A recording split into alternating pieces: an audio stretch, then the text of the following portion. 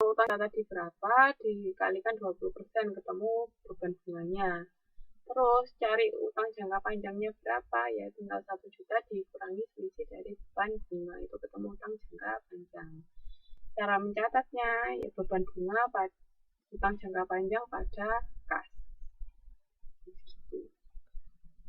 Paham ya, ini untuk angsuran pertama. Nah, sekarang kalau untuk angsuran kedua, bagaimana? Untuk angsuran kedua, langkah awal yang harus dilakukan apa dulu?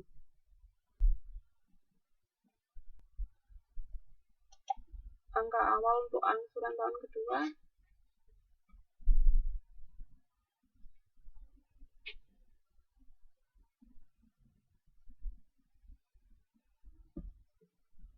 apa yang harus dilakukan?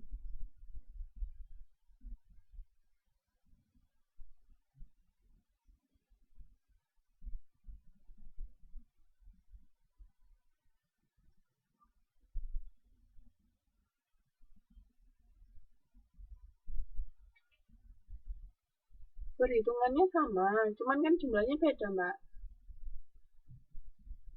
Tapi kan karena sudah berubah, jadi harus ada yang dilakukan dulu. Ngapain dulu? Apanya yang berubah?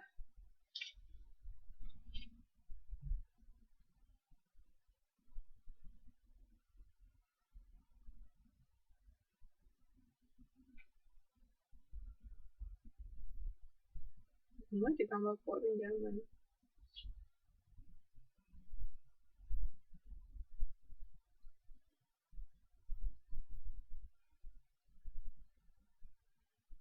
Lainnya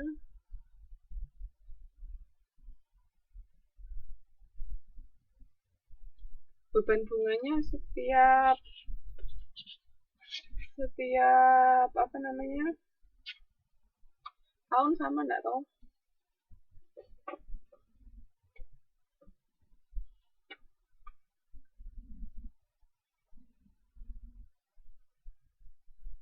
Iya, dicari bunganya dulu dari sisa utang. Tadi kan utang kita sudah berkurang toh. Nah, langkah pertama yang harus dilakukan itu 2.990.000 dikurangi utang jangka panjang tahun pertama. Tadi kan 401, ketemu 2.500.000. Nah, dari 2.500.000 sekian itu dikalikan bunganya, itu untuk beban bunga periode kedua. Terus habis itu cari utang jangka panjangnya berapa, ya tinggal sama 1 juta dikurangi beban bunga periode kedua. Terus kayak gitu dilakukan sampai nanti akhirnya utangnya habis. Paham enggak?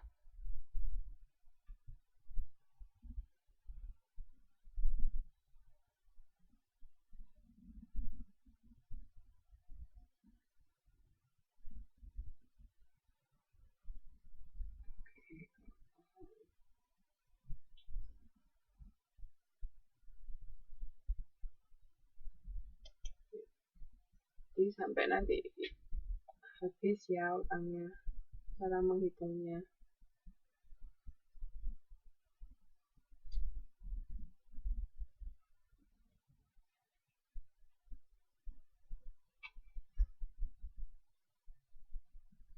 Iya, jumlah bunganya akan berkurang. Tapi tarif bunganya tetap sama 20% tiap tahunnya. Paham, Mas?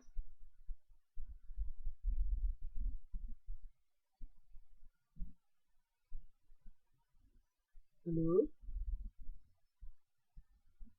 Mas?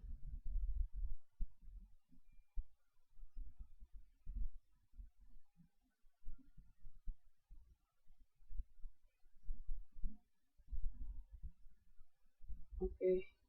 Udah mau ditanyakan sampai sini? Untuk kegiatan belajar pertama.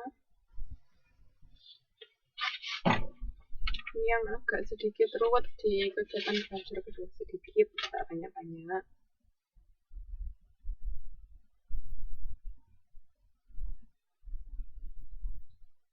Yang ditanyakan enggak?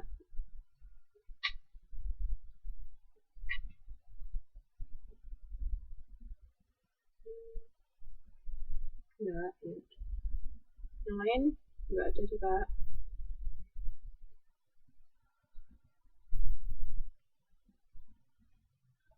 Kalau nggak ada saya lanjutkan ya.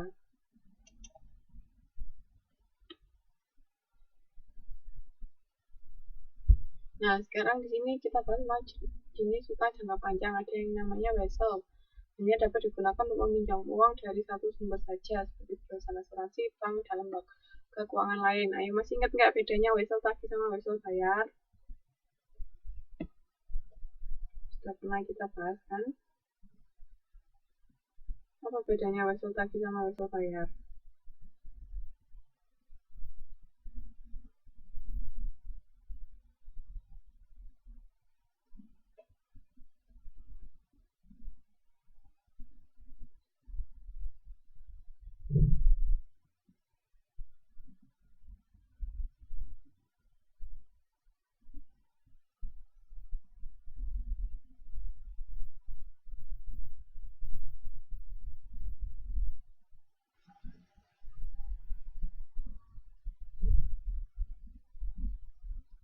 Oke, kalau wesel bayar itu ketika kita punya utang, jadi kita gunakan untuk membayar utang kita.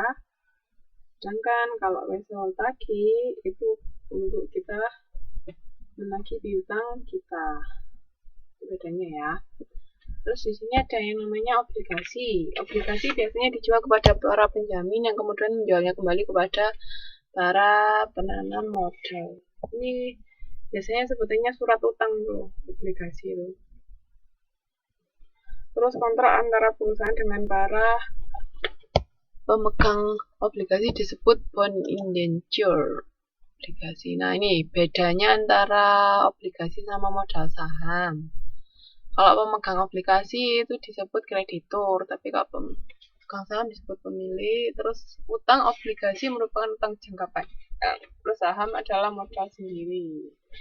Nah, sekarang saya tanya, kalau perusahaan bangkrut, yang harus didahulukan pemegang obligasi apa pemegang saham?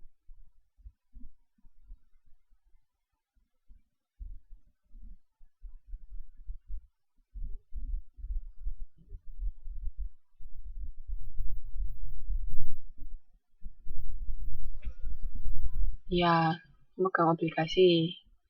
Karena mereka adalah kreditur. Nah, ini di sini. Makanya pada saat likuidasi, pemegang obligasi memiliki hak lebih dahulu dalam pembagian aktiva. Terus di sini besar bunga obligasi tetap, dividen bukan beban tetap, bunga merupakan beban, dividen bukan merupakan beban. Kan karena yang saya bilang kan perusahaan bisa membagi dividen atau tidak. Terus setiap saham memiliki hak suara, sedangkan obligasi tidak memiliki hak suara dalam perusahaan. Jadi pemegang obligasi ya sudah, kita tinggal nunggu aja kapan jatuh tempo utangnya. Jadi kita tinggal dapat dari situ. Nggak bisa, istilahnya nggak cawe-cawe sama urusan perusahaan. Cuman kan kalau pemegang saham, pendapatnya pemegang saham masih bisa didengar oleh manajemen perusahaan. Itu bedanya. Nah, ini jenis-jenis obligasi, ini macam-macamnya bisa dibaca sendiri ya. Macam ada obligasi tanpa jaminan, ada apa. Nah, jika perusahaan mengeluarkan obligasi, maka perusahaan membayar sejumlah nominal yang tertera pada obligasi pada saat jatuh tempo. Jadi di obligasi itu biasanya ada tulisan jumlahnya berapa, terus bunganya berapa, kapan habisnya. Gitu. Terus membayar bunga secara berkala sebesar persentase tertentu dari nominal obligasi. Jadi yang dibayar setiap periode itu bunganya. Nanti pada saat terakhir jatuh tempo baru dilunasi utangnya. Kayak gitu.